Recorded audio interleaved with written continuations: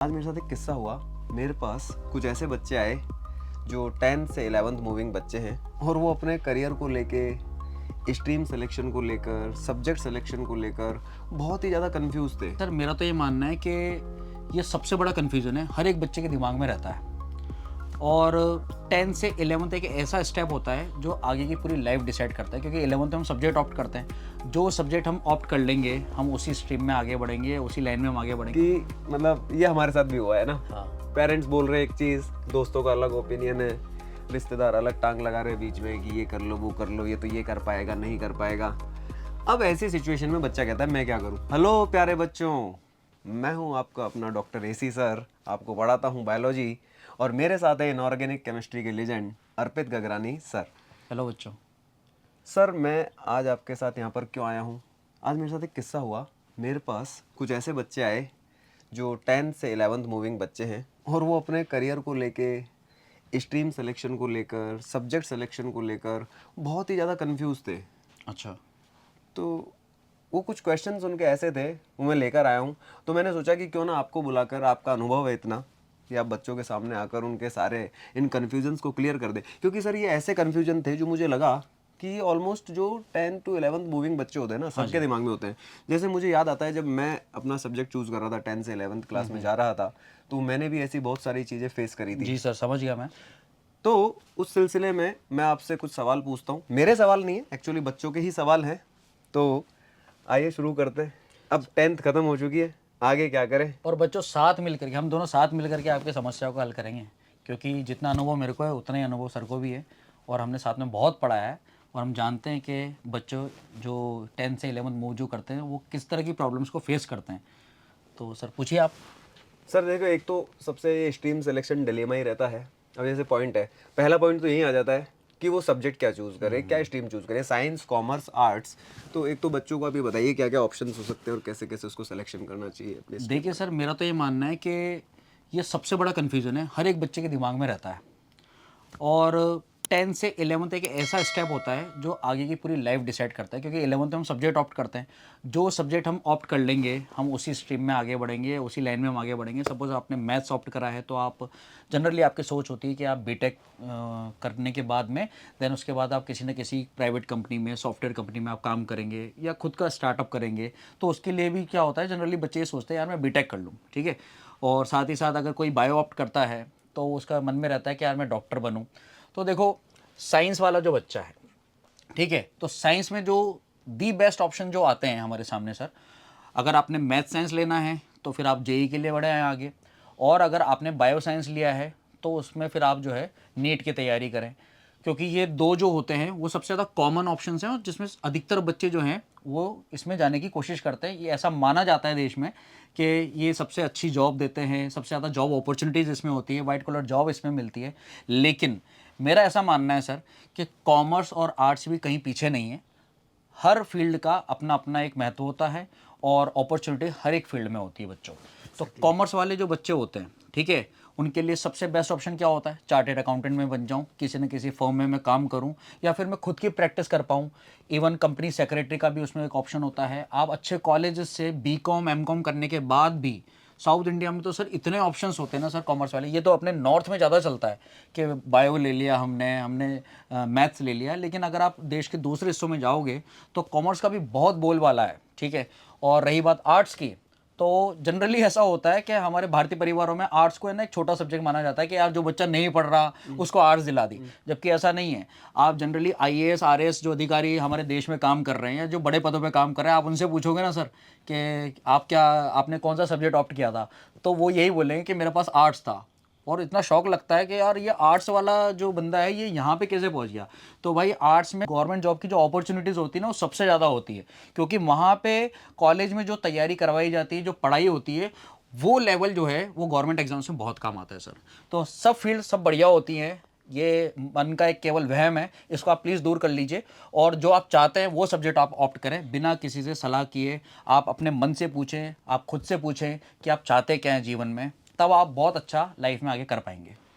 बहुत बढ़िया सर, काफ़ी बच्चों के जो डाउट्स हैं वो यहाँ से क्लियर होने वाले हैं। दूसरा एक ये मैं बताता हूँ कि मतलब ये हमारे साथ भी हुआ है ना। हाँ, पेरेंट्स बोल रहे हैं एक चीज़, दोस्तों का अलग ओपिनियन है, रिश्तेदार अलग टांग लगा रहे हैं बीच में कि ये कर लो वो कर लो, ये तो ये कर पाएगा नहीं कर पाएगा।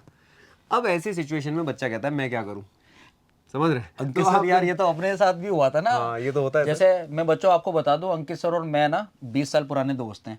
तो जब हम अपना करियर ऑप्ट कर रहे थे तो क्या हम दोनों बहुत अच्छे दोस्त हैं। तो इनका मन था कि मैं बायो ऑप्ट करूं और मेरी इच्छा थी कि मैं मैथ्स ऑप्ट करूं। हम दोनों अलग अलग दिशाओं में आगे जाने वाले थे, लेकिन आज हम जो है यहाँ पे आप सबके साथ में बात कर पा रहे हैं। वो किस्मत वाली बात है कि हम यहाँ पे साथ में मिल गए। लेकिन इनका क्लियर था कि इनको बायो ऑप्ट करनी है, मेरे को क्लियर था कि मेरे को मैथ्स ऑप्ट करनी है। दोस्ती के चक्कर में नहीं आया, अगर मैं इनके चक्कर में आ जाता तो मैं बायो ले लेता, और ये अगर मेरा कहना मानते थे ये मैथ्स ले लेते। लेकिन हम दोनों ने अपने इंटरेस्ट के हिसाब से फील्ड ऑप्ट किया, और दोनों ने अपने अपने फील्ड में, मैं ऐसा मानता हूँ कि सर हमने अच्छा ही करा है। ठीक है, हमारे रिजल्ट्स वगैरह सब अच्छे रहे क्योंकि हमारी पसंद का काम था यार वो, इसलिए। तो सर ये तो आपको बिल्कुल बच्चों का ये, क्योंकि ये माइंडसेट है ना, ये कंफ्यूजन रहता ही है, तो अब यहाँ मन की सुननी है, मतलब ये मान लिया बिल्कुल अपन बिल्कुल मन की कि सुननी है, और पेरेंट्स से शेयर करो आप। पेरेंट्स से शेयर करो, हाँ बिल्कुल। Parents- आपका इंटरेस्ट बताओ अपने पेरेंट्स को, आराम से उनसे बात करो। अब तक अब 10th क्लास आपने पास कर ली है, काफ़ी आपने दुनिया देख ली है ना, आपको अपने थोड़े बहुत इंटरेस्ट भी क्लियर हो गए होंगे, तो इसमें ऐसा कोई परेशान होने की बात नहीं है। पहले खुद क्लियर हो अपने मन में, है ना, यही कहना चाह रहे हैं। जी फिर सर, आप अपने तभी parents से डिसीजन बात अच्छा जाता है और आगे रिग्रेट नहीं रहता। Exactly, हम अपने हिसाब से अगर सब्जेक्ट ऑप्ट करेंगे तो आगे किसी भी फील्ड में आप कैसा भी करेंगे तो दूसरों के ऊपर ब्लेम नहीं डालोगे। बिल्कुल सही सर। अब ये है fear of making the wrong decision. क्या 11th का हाँ हाँ हाँ 11th का सिलेबस 10th से बहुत ज़्यादा है ना सर? बताइए सर, अब वो ज़्यादा है तो उसको मैनेज कैसे करें, आप बताइए प्लीज। सर आपको पता होता वो 11th में तो अपन बहुत घूमते थे, मस्ती करते रिलैक्स तो रहते थे ना, रिलैक्स रहते थे भाई। 11th का सिलेबस ज़्यादा है, लेकिन मैं आपको एक बात बता दूं कि 11th में ना आपके ऊपर लोड नहीं है बिल्कुल भी, आपको प्रेशर लेने की ज़रूरत ही नहीं है। क्यों? क्योंकि वहाँ पे आपको बोर्ड नहीं देना, आपको कंपटीशन एग्जाम की तैयारी नहीं करनी है। हाँ, आप बेस जरूर बना रहे हो, आप अपने सब्जेक्ट को स्ट्रांग बनाओ, वहाँ पे आपको भरपूर समय मिलेगा, बजाय इस बात की टेंशन लेने की कि यार इतना सारा सिलेबस आ गया। क्योंकि क्या होता है, 9th और 10th का लेवल अलग होता है, और उस दौरान बच्चा केवल स्कूल में पढ़ाई करके सोचता है कि मैंने झंडे गाड़ दिए। 90% वहाँ पे आजकल आप देखो कि किसी भी बच्चे से पूछो, जनरली क्या होता है, वो बताता है सर मेरी 80% है, मेरी 90% है 10th में। तो हमारा ऐसा जवाब होता है, हाँ तो भाई क्या हो गया।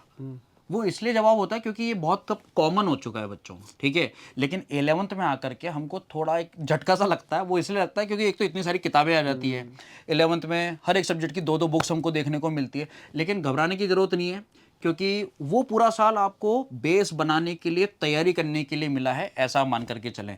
थोड़ा एंजॉय भी करें लाइफ को, और साथ ही साथ सब्जेक्ट पे आप काम करते रहें। इतना समय मिलेगा आपको, आप एक एक सब्जेक्ट को 15-15, 20-20 दिन तक इवन अच्छे से रिवाइज भी आप कर सकते हो। और जिस भी कोचिंग में आप तैयारी कर रहे हो तो वहाँ पे आप जो है, जो भी उनका कंटेंट मिला उनको बहुत अच्छे से ग्रैब कर सकते हो सर। एग्जैक्टली 11th क्लास का जो एनसीईआरटी सिलेबस डिसाइड करती है सर, वो बेसिकली 12th क्लास के लिए कॉम्प्लीमेंट्री होता है। मतलब आप 12th क्लास में जब पहुंचेंगे जी, तो 11th में जो आपने बेस बनाया है, कॉन्सेप्चुअल बेस बनाया है, अंडरस्टैंडिंग डेवलप करी है, उसी से आगे 12th की कहानी स्टार्ट होती है। तो 11th क्लास में आई थिंक हम यही कहना चाह रहे हैं बच्चों से कि आप अपना बेस बनाओ, रिलैक्स बनाओ, रहकर सब्जेक्ट को स्ट्रॉन्ग हाँ, करो। एक चैप्टर को बहुत समय दो, आप बहुत समय मिलेगा आपको, आपके पास पूरा टाइम है, कोई बोर्ड वगैरह नहीं है जी, तो आप अच्छा फाउंडेशन बना सकते हैं 12th का। इसीलिए नाम भी फाउंडेशन होता है। हाँ 11th क्लास को अपन फाउंडेशन ही बोलते हैं।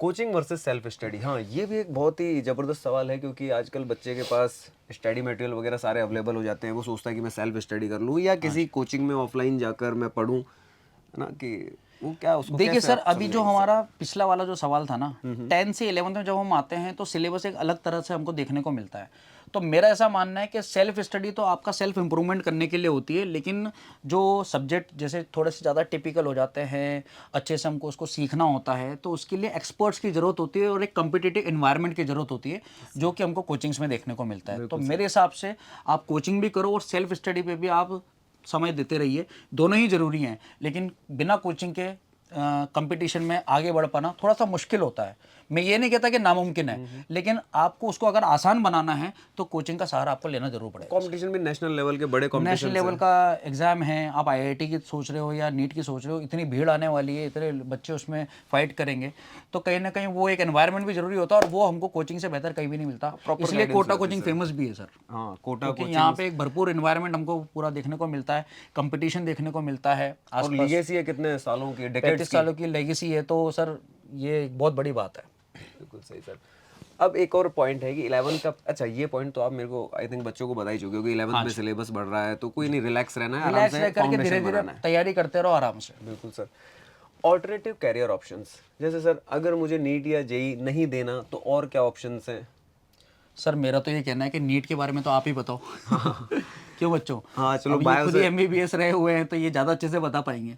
हाँ चलो, इसके बारे में सर मैं बता सकता हूँ। जैसे कि अगर आप नीट नहीं देना चाहते और आपने बायो ऑप्ट कर रखा है, पीसीबी है आपके पास, नीट नहीं देना चाह रहे, तो आप सिंपली बायोलॉजी से बीएससी करते हुए आगे बढ़ सकते हैं, एमएससी कर सकते हैं।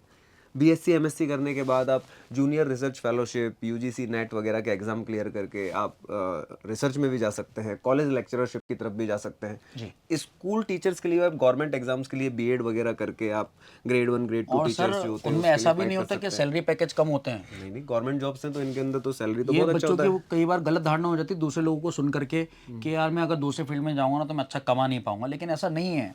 आप गवर्नमेंट जॉब्स में जाकर के लोगों से पूछो कि उनको बहुत अच्छे सैलरी पैकेज मिल रहे हैं और दे आर हाईली सेटिस्फाइड।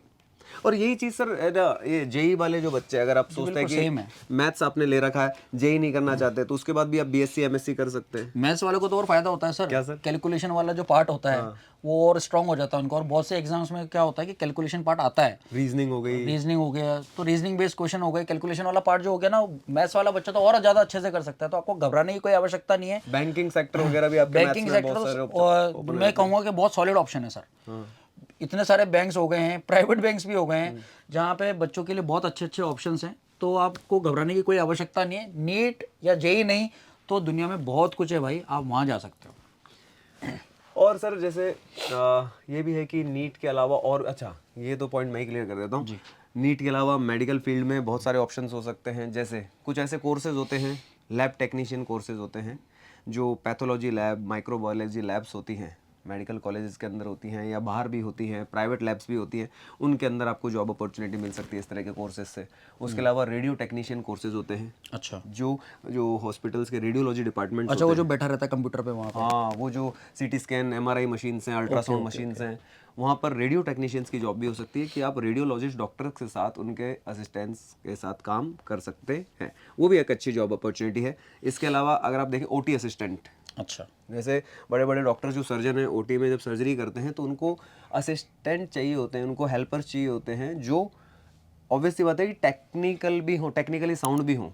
तो इस तरह से एक अलग कोर्स चलता है ओटी टेक्नीशियन, ठीक है। तो इस तरह के कोर्सेज भी हैं जो मेडिकल फील्ड से जुड़े हुए हैं, जो अदर देन नीट। आप सोच सकते हैं कि आपको मेडिकल फील्ड से ही जुड़े रहना है, लेकिन आप नीट नहीं देना चाहते, तो इस तरह के कोर्सेज सर ये बी फार्मा और एम फार्मा का भी मैंने सुना है बहुत अच्छा ऑप्शन होता है। बी फार्मा को तो दोनों कर सकते हैं, पीसीबी वाले भी कर सकते हैं, पीसीएम वाले भी कर सकते हैं। फार्मेसी जो एक बिल्कुल ही आप समझते हैं कि मेडिसिन से रिलेटेड डिफरेंट फील्ड हो जाता है, जिसके माध्यम से भी आप इनडायरेक्टली मेडिकल फील्ड से जुड़े हुए रह सकते हैं। और मजे की बात, पीसीबी पीसीएम वाले दोनों कर सकते हैं। दोनों कर सकते हैं। सर मेरा ये मानना है कि अगर आप ये दूसरे कोर्स भी ऑप्ट करते हैं ना तो कॉलेज अच्छा लें। हाँ, तो अगर आप अच्छी यूनिवर्सिटी से, रेनाउंड यूनिवर्सिटी से कंसिस्टेंट रहें। मेहनत तो देखो कोई भी आप स्ट्रीम ले रहे हो उसमें करनी ही पड़ेगी। अगर आपको कुछ पीक अचीव करना है, बहुत अच्छा अचीव करना है, तो आपको मेहनत तो करनी ही पड़ेगी। बिना मेहनत के कुछ हासिल नहीं होगा सर। हाँ सर, आप कोई भी कोर्स कर लीजिए, बिना मेहनत के तो कहीं भी कुछ भी हासिल नहीं हो रहा। और अगर मेहनत कर गए तो सारी स्ट्रीम्स अच्छी ही होती है जी।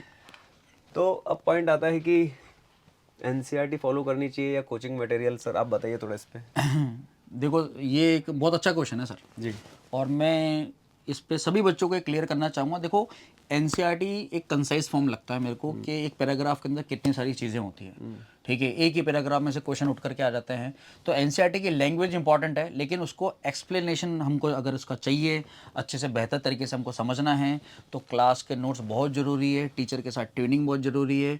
और आपको जिस टीचर ने पढ़ाया है वो सारा का सारा कंटेंट आपको क्लास नोट्स में ही मिलेगा। तो सर अगर वास्ट एक्सप्लेनेशन चाहिए तो नोट्स पे जाना पड़ेगा हमको, तो कोचिंग मटेरियल भी हेल्पफुल है। एक्चुअली बात यह है सर कि जो कोचिंग का जो मटेरियल होता है ना वो एनसीईआरटी के आसपास ही घूमता है। क्योंकि जब से एनटीए या जो जेई है, इन्होंने जब से एनसीईआरटी से क्वेश्चन देना स्टार्ट करा और अपने पैटर्न को चेंज किया है, तो सभी कोचिंग्स जो हैं वो इस पैटर्न पे ढल चुकी हैं और अपने जो उन्होंने कंटेंट जो उनका बना रखा है वो बिल्कुल एनसीईआरटी से रिलेट करके बना रखा है, कहीं इधर उधर नहीं होता है। बस ये है कि बहुत अच्छे से एक्सप्लेनेशन करके उन्होंने उस चीज़ को तैयार करा है, बहुत मेहनत करके टीचर्स ने उसको बनाया है। तो आपके लिए दोनों ज़रूरी है। लेकिन हाँ, असर्शन रीजन वाले जो क्वेश्चंस होते हैं वहाँ पे हमको एनसीईआरटी की लैंग्वेज पे बहुत ज़बरदस्त कमांड होना चाहिए, तो एक्सप्लेनेशन तो हमको मिलेगा कोचिंग मटेरियल से, लेकिन आपको लैंग्वेज पे भी ध्यान देना है, क्योंकि क्वेश्चन जो आता है वो एनसीईआरटी में से उठ करके आता है, ऐसा कहा जाता है। आप पुराने पेपर्स उठा करके देखेंगे तो आपको वैसा ही मिलेगा। तो एनसीईआरटी की लैंग्वेज पे भी कमांड करना है, तो बोथ आर इंपॉर्टेंट, लेकिन कोचिंग मटेरियल पे ध्यान देना बहुत जरूरी है एनसीईआरटी को समझने के लिए। यस एग्जैक्टली सर, ये बहुत अच्छा क्वेश्चन था और बहुत अच्छा एक्सप्लेन किया सर आपने इसको। एक और ये पॉइंट आता है कि कुछ बच्चे जैसे कोचिंग अफोर्ड नहीं कर सकते, अब वो सोचते हैं कि हमें तो कुछ करना है, उनमें कैलिबर भी है, पोटेंशियल भी है, लेकिन फाइनेंशियल जो बैकग्राउंड है उतना स्ट्रांग नहीं है, तो उनको क्या आप गाइड कर सकते हो? देखिए सर, इसमें स्कॉलरशिप टेस्ट होते हैं। जैसे अपने मोशन की अगर अपन बात करें, हाँ बिल्कुल। तो मोशन का ओपन स्कॉलरशिप टेस्ट है, मोस्ट जिसको कहा जाता है, लॉटरी सिस्टम भी है, अनुशासन बैच भी है। तो मोशन में सर काफ़ी ऐसी सुविधा है, जो बच्चे फाइनेंशियल बैकग्राउंड जिनका सॉलिड नहीं है और वो फीस अफोर्ड नहीं कर सकते हैं कोटा की, तो मोशन के द्वार उनके लिए खुले हुए हैं। आप उसमें अप्लाई करिए और आप बिल्कुल कोटा आ सकते हैं, तैयारी कर सकते हैं। आपका बैंक बैलेंस भी बना रहेगा, बिगड़ेगा नहीं, और तनाव भी नहीं होगा, और आप आराम से पढ़ाई कर पाएंगे। बहुत बढ़िया सर। अब एक और पॉइंट आता है लास्ट में कि अगर मैं गलत स्ट्रीम चूज कर ली तो फ्यूचर का क्या होगा? ये गलत स्ट्रीम क्या है और क्या चूज कर ली, मेरे को तो ये सर, समझाओ। आपने एमबीबीएस करा, लेकिन क्या आप प्रैक्टिस कर रहे हो? कि अभी आप तो पढ़ा रहे हो। बिल्कुल। मैंने इंजीनियरिंग करा, लेकिन मैं किसी सॉफ्टवेयर आईटी फील्ड में नहीं हूँ। तो देखो क्या होता है कि हम फील्ड कोई सा भी ऑप्ट कर लें, ठीक है, हम किसी भी चीज़ की तैयारी कर रहे हैं, इंजीनियर बन रहे हैं, डॉक्टर बन रहे हैं, लेकिन उसके बाद भी ऐसे बहुत सारे दरवाजे अपने आप खुल जाते हैं जहाँ हमारी इच्छा है हम वहाँ जा सकते हैं। तो केवल इंजीनियर डॉक्टर ही नहीं बन रहे सब देश में बहुत कुछ है। सर्च आपको करना पड़ेगा कि आपका इंटरेस्ट किस में है, और कुछ कुछ है ना, नसीब के भरोसे भी छोड़ देना चाहिए, इतना लोड नहीं लेना चाहिए दिमाग पे, क्योंकि आप लाइफ को इतना पजल कर देंगे तो आप जी कैसे पाएंगे अच्छे से, ठीक है। तो मेरा ये मानना है कि एंजॉय करते हुए आप अपने पसंद का सब्जेक्ट ऑप्ट करें, और बाकी फिर जो है आप आगे नसीब पर छोड़ें और खुद की मेहनत करते रहें। एग्जैक्टली बिल्कुल सर, मेरे को उम्मीद है कि बच्चों को इससे काफ़ी मदद मिलेगी। अब ये एक और है कि अगर नीट में सिलेक्शन नहीं हुआ तो बैकअप प्लान क्या होगा? आई थिंक अपन सारे बता चुके हैं क्या क्या बैकअप प्लान्स हो सकते हैं। नीट में सिलेक्शन नहीं हुआ तो अदर ऑप्शंस क्या क्या हैं, तो ये अपन डिस्कस कर चुके हैं। ज़्यादा ये हो सकता है कि अगर कोई बच्चा सपोज ड्रॉप करके तैयारी कर रहा है, जैसे 11th-12th कर लिया और फिर उसके बाद ड्रॉप करता है, आगे फ्यूचर की बात हो गई उस बच्चे के लिए, तो वो कोई दूसरे ग्रेजुएशन कोर्स में अपने आप को एनरोल करके फिर सर, मेरा तो ऐसा मानना है, अपन ने काफ़ी बच्चों को देखा भी है, और वो लेट लेते हैं डिसीजन हालांकि इस चीज़ में, लेकिन मेरा ऐसा मानना है कि अगर आपको ऐसा लगता है कि तैयारी करते समय कि नहीं यार मेरा नहीं हो पाएगा, मैं इतने अच्छे से, जनरली क्या होता है बच्चा कंपैरिजन में आ जाता है, दूसरे के मार्क्स देख लिए, उसके ज़्यादा आ रहे हैं, मेरे कम आ रहे हैं, तो कहीं ना कहीं वो डिमोटिवेटेड फील करता है, ऐसा होता है बच्चे के साथ में। तो मेरा ऐसा मानना है कि आप साथ में दूसरे जो फॉर्म्स निकलते हैं, ठीक है, आप उसको भी साथ साथ भरें, और तो आपको क्या है कि दूसरा प्लान भी आपका तैयार हो जाएगा, जिसको प्लान बी कहते हैं। तो प्लान ए तो आपका जिसकी आप तैयारी कर रहे हैं, लेकिन साथ ही साथ जो अदर जो ऑप्शंस हैं, दूसरी यूनिवर्सिटीज़ के ऑप्शन है, आप उस पर भी नज़र बनाए रखें। उससे क्या होगा कि ये नहीं तो ये सही, हम दोनों तरफ जा सकते हैं। बर्बाद नहीं होगा। जी, समय बर्बाद नहीं होगा। तो बहुत बहुत शुक्रिया गगरानी सर, आपने बच्चों को Thank you, sir. समय निकाल कर अपना महत्वपूर्ण अनुभव बताया। तो थैंक यू बच्चों, सर, थैंक यू। होपफुली आपके लिए ये चीज़ें मददगार साबित होंगी और आप अपने स्ट्रीम को, करियर को लेकर जो भी कन्फ्यूज़न थे, सही स्ट्रीम चुनने में अब कैपेबल हो पाएंगे। Thank you, wish you all the best. All the best बच्चों, खूब मन लगा करके तैयारी करो, हम आपके साथ जुड़े हुए हैं, मोशन है तो भरोसा है। है।